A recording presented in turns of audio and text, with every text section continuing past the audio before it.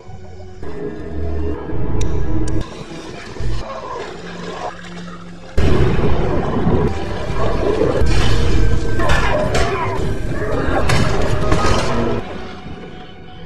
জায়গাটা কাদামাটি আর জলে ভরা এক ভয়ঙ্কর জায়গা। একটা মানুষকে দেখা যায় নিজের পুরো মাথাটা জলের নিচে ডুবিয়ে সে নিঃশ্বাস আটকে ওখানেই অপেক্ষা করে। সে অপেক্ষা করছিল কখন জলের বাইরের ওই লোকগুলো সেখান থেকে চলে যাবে। আর ঠিক সেই সময় জঙ্গলের ওই জলাশয়ের গভীরে এক বিশাল কুমিরকে দেখা যায়। লোকটা এক সময় পথের মধ্যে দেখতে পায় তার এক বন্ধুর কাটা মাথা পড়ে আছে, কিন্তু সে কিছুই করতে পারে না, কারণ সে জানে এক মুহূর্ত ভুল করা মানেই মৃত্যু নেমে আসবে। এই লোকটা এমন একটা ভয়ঙ্কর জায়গা থেকে এসেছে যেখানে মানুষের মাথা কেটে লাঠির মধ্যে গেঁথে রাখা হয়। দিনের পর দিন রক্ত, কাদা, ভয়ঙ্কর জঙ্গল এবং মৃত্যুর হাত থেকে পালিয়ে বেড়াচ্ছে সে। না, এই কাহিনীটা শুধুমাত্র কাল্পনিক কোনো মুভির কাহিনী নয়, সত্যিকারের এরকম ঘটেছিল। যে ঘটনা থেকে এই মুভিটা বানানো হয়েছে জ্বলন্ত সত্য ঘটনা অবলম্বনে একটা সেরা অ্যাকশন থ্রিলার ইনসিপিশন। মুভি শুরু হয়, দেখানো হয় 18 শতকের আমেরিকা। উত্তর আমেরিকার মানুষেরা চাইছিল দাস প্রথা বন্ধ হয়ে যাক, কিন্তু দক্ষিণ আমেরিকার মানুষেরা চাইছিল দাস প্রথা চলতে থাকুক। দাস প্রথা কাদের বলা হতো? কালো চামড়ার মানুষদের পশু পাখির মতো হাটে বিক্রি করা হতো, তাদেরকে দিয়ে কাজ করানো হতো, যৌন নির্যাতন করা হতো এবং কারণে অকারণে তাদের প্রতি প্রচন্ড নির্যাতন করা হতো। এই কাহিনী যখন শুরু হয় সময়টা 1863 সালের 1 জানুয়ারি।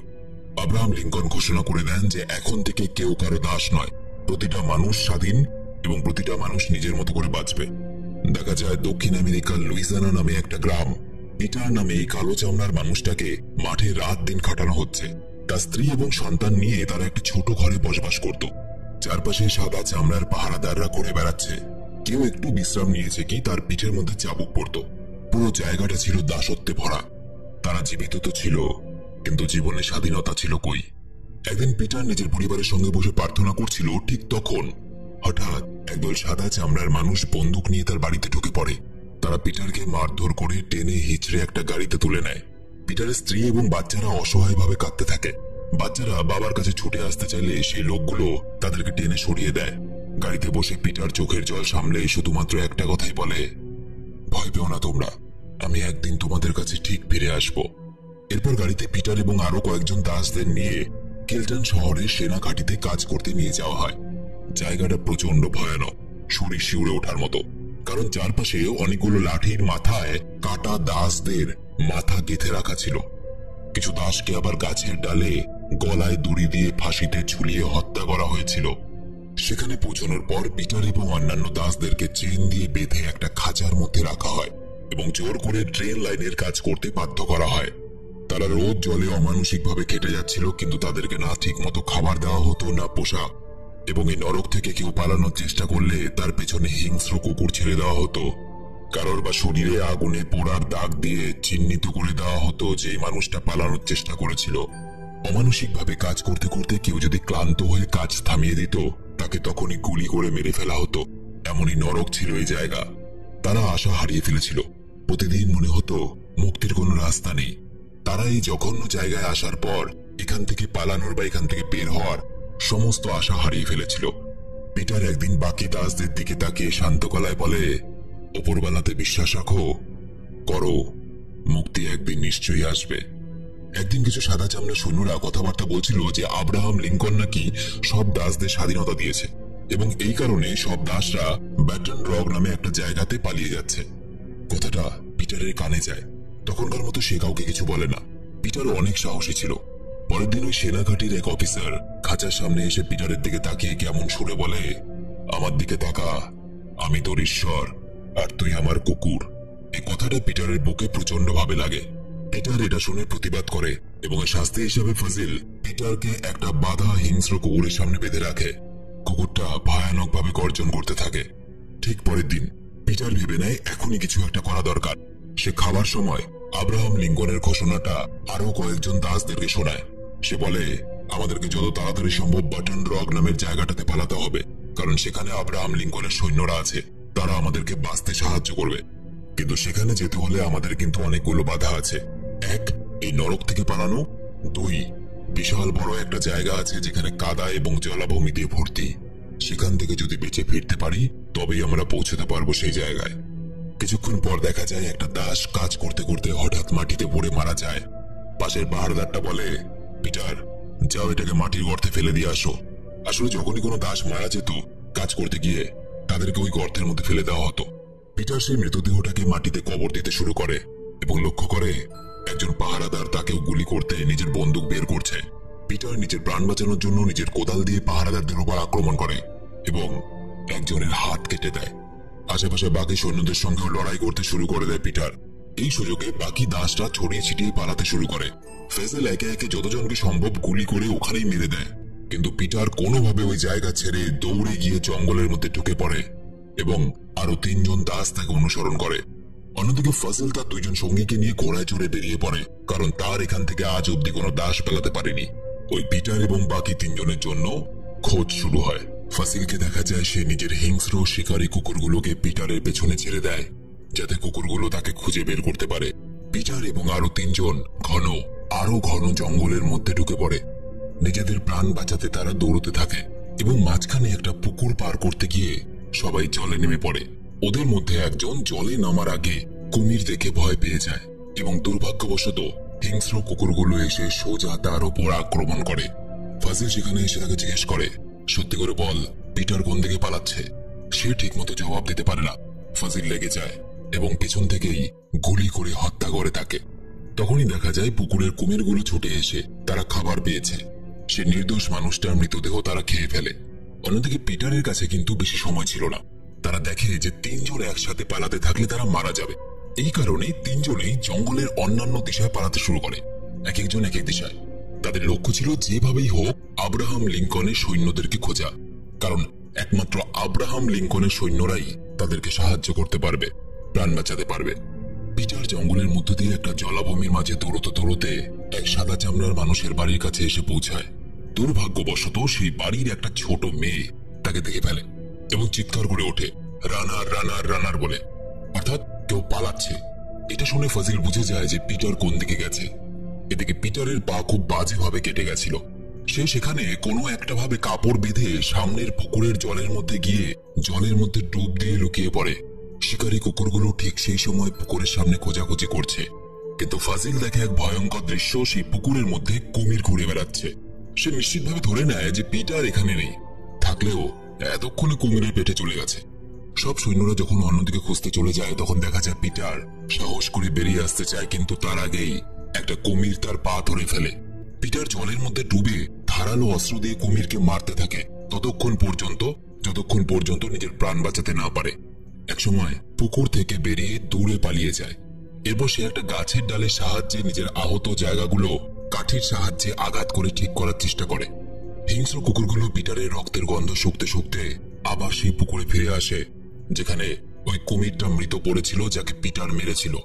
ফাজিল এসব দেখে বুঝে যায় যে নিশ্চয়ই এখানে পিটার লুকিয়েছিল, নয়তো কুমিরটাকে ওভাবে কে মারবে। এবং তার সঙ্গীরা অবাক হয়ে যায়। তারা ভাবতেও পারে না যে একটা কালো চামড়ার দাস তার এত বুদ্ধি আর এত শক্তি থাকতে পারে যে জলের মধ্যে এতক্ষণ ডুবেছিল সে, এবং একটা কুমিরকে মেরে সেখান থেকে পালিয়েও গেছে। পরের দিন পিটার খুব ভালো করে বুঝতে পারছিল যে ওই হিংস্র কুকুরগুলো খুব ভালোভাবেই ট্রেনিং প্রাপ্ত, সুতরাং পিটারের গায়ের গন্ধ বা রক্তের গন্ধে পিটারকে তারা খুঁজে বের করবে। এবং এই জন্য পিটার বুদ্ধি লাগিয়ে নিজের গায়ে কাদা মেখে নেয়, যাতে কুকুরেরা তার গায়ের গন্ধ না পায়। পিটার জঙ্গলের মাঝে চলতে চলতে গাছের ওপরে একটা কুটির দেখতে পায়। সেখানে একটু মন ভরে জল খায় এবং এরপর একটা চাকু আগুনের উপরে গরম করে সোজা নিজের ক্ষত জায়গায় লাগিয়ে দেয়, যাতে সেই ক্ষত জায়গাটা থেকে শরীরের অন্যান্য জায়গায় জীবাণু না ছড়িয়ে পড়ে, নয়তো তার শরীরের অঙ্গ পচে যেতে পারে। সে সময় নষ্ট না করে একটা গাছের ওপরে চাপে এবং ওখানে একটা মৌচাক দেখতে পেয়ে সেই মৌচাক থেকে আঘাতে লাগানোর জন্য অল্প কিছু মধু জোগাড় করে। ফাজিল কোথাও তাকে খুঁজে পায় না। কুকুরের মতো খুঁজতে থাকে সে। তার কুকুরগুলো দেখতে পায় দূরে কোথাও একটা ধোঁয়া দেখা যাচ্ছে, ঘেউ ঘেউ করতে শুরু করে। ফাজিল ছুটে সেই কুটিরে যায়, কিন্তু ততক্ষণে পিটার সেখান থেকে গায়েব। পিটার একটা নৌকা নিয়ে অন্য পারে পালিয়ে গেছে। ফাজিল নিজের হিংস্র কুকুরদের সাহায্যে তাকে ধরার চেষ্টা করে। সেই জঙ্গলের মাঝে পিটারের সঙ্গে এক দাসের দেখা হয়, যে পিটারকে দেখে ভয় পেয়ে যায়, কারণ দূর থেকে হিংস্র কুকুরের আওয়াজও আসছিল। দাসটা এসব দেখে ভয় পেয়ে যায় এবং বলে, তুমি ফাজিলকে এখানে নিয়ে এসেছো তাই না? পিটার তাকে শান্ত করে বলে, তুমি ভুল ভাবছো, আমি নিজেও পালাতে চাইছি, এবং এই জন্যই আমি আমার শরীরে কাদা লাগিয়ে নিয়েছি যাতে কুকুরেরা আমাকে খুঁজে না পায়।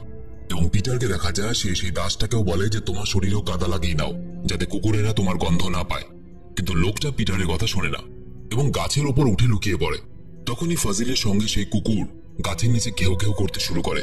দুর্ভাগ্যবশত ফাজিল এবং তার সঙ্গীরা ওই লোকটাকে দেখে ফেলে, তাকে নিচে নামতে বলে।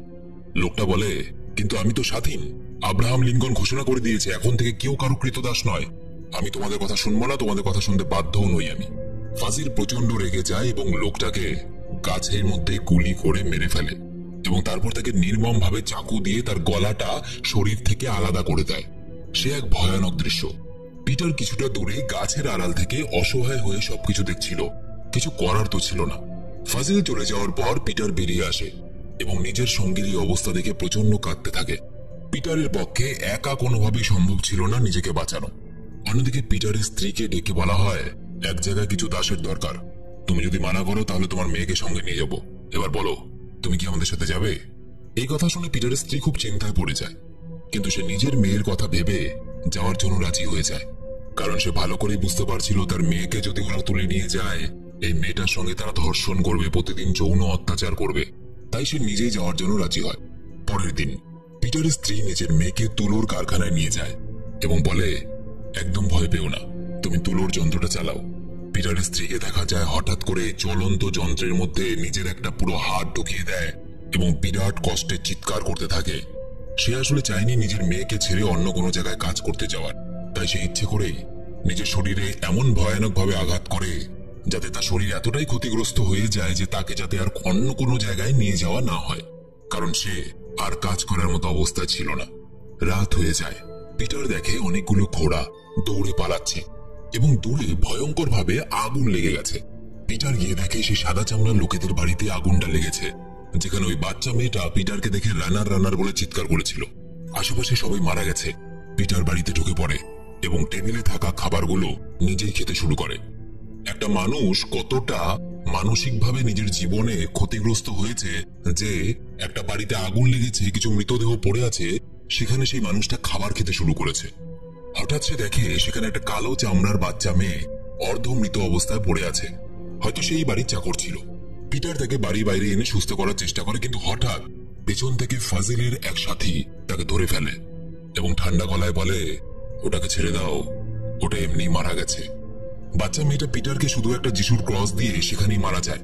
পিটার খুবই কষ্ট পায়, কিন্তু সে প্রচন্ড রেগে যায় এবং সেই ক্রসটা দিয়েই ফাজিলের ওই লোকটার উপরে হামলা করে এবং তার থেকে বন্দুক নিয়ে আরেকটা সঙ্গীকেও মেরে ফেলে।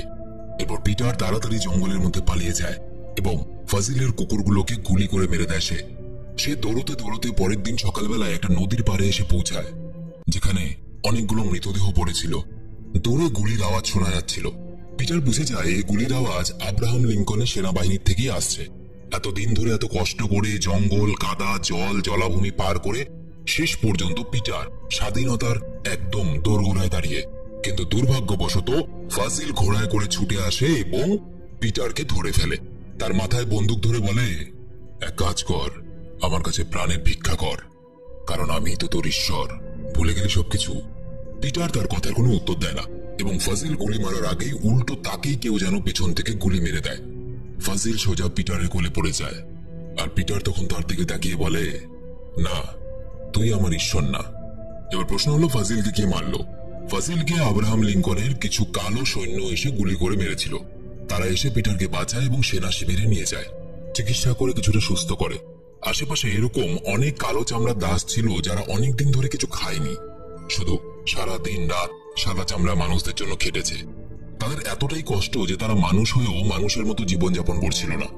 পিটার সুস্থ হওয়ার পর তাকে এক সাদা চামড়ার অফিসারের কাছে নিয়ে যাওয়া হয়।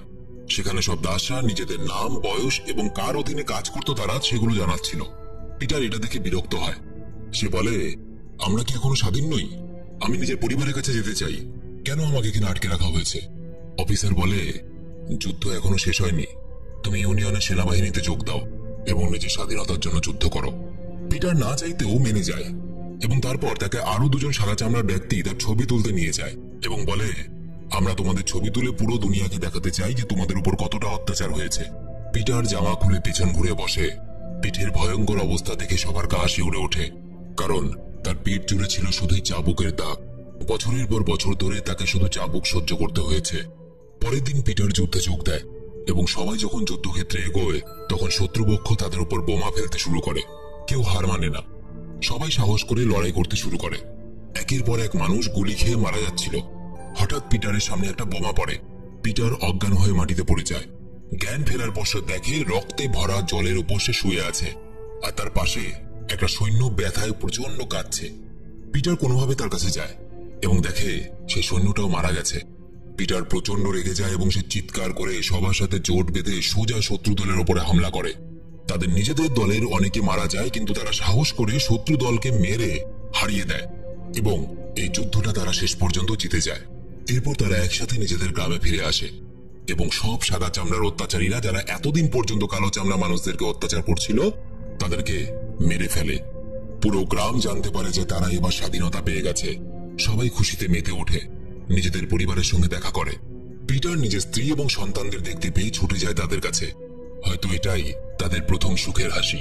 তারা এই স্বাধীনতা পেয়েছিল শুধুমাত্র নিজেদের আত্মবিশ্বাস এবং নিজেদের একজোট হওয়ার কারণে। তাহলে ছিনিয়ে নাও, কারণ স্বাধীনতা তোমার অধিকার। ভিডিও ভালো লেগে থাকলে সাবস্ক্রাইব করতে হবে না, শুধুমাত্র একটা লাইক করে বন্ধুদের শেয়ার করে দিও। আর যারা